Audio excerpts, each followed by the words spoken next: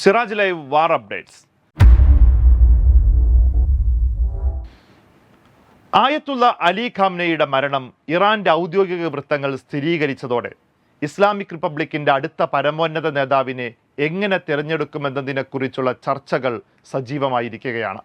ഇറാന്റെ ഭരണഘടനയനുസരിച്ച് വളരെ വ്യക്തമായ ചില നടപടിക്രമങ്ങളിലൂടെയാണ് ഈ നിർണായക തിരഞ്ഞെടുപ്പ് നടക്കുന്നത്.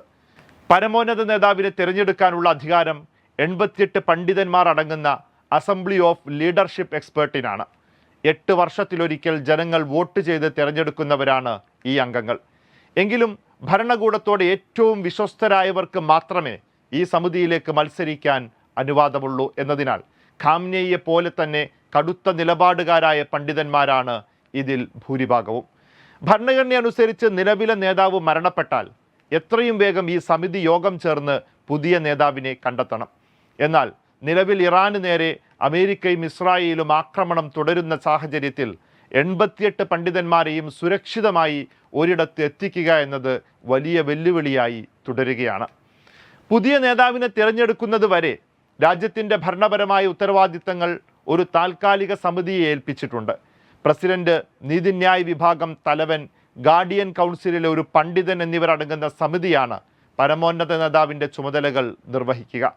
അസംബ്ലി ഓഫ് എക്സ്പേർട്സിലെ പുതിയ നേതാവിനെ തിരഞ്ഞെടുക്കുന്നത് വരെ ഈ സമിതിക്കായിരിക്കും ഇറാന്റെ നിയന്ത്രണമെന്ന് ഔദ്യോഗിക വാർത്താ ഏജൻസിയായ ഇർന റിപ്പോർട്ട് ചെയ്യുന്നു.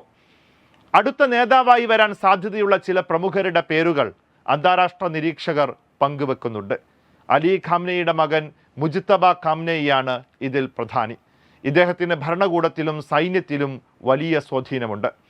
ആയത്തുള്ള അലി റേസ അറാഫി, മുഹ്സിൻ ഖൂമി, ചീഫ് ജസ്റ്റിസ് ഗുലാം ഹുസൈൻ മുഹ്സിൻ എന്നിവരാണ് പട്ടികയിലെ മറ്റു പ്രമുഖർ.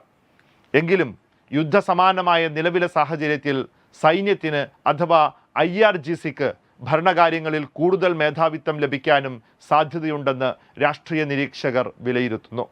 ലോകം ഉറ്റുനോക്കുന്നത് ഇറാന്റെ അടുത്ത നീക്കങ്ങളിലേക്കാണ്. Waytonikah.com, the exclusive Muslim matrimonial site.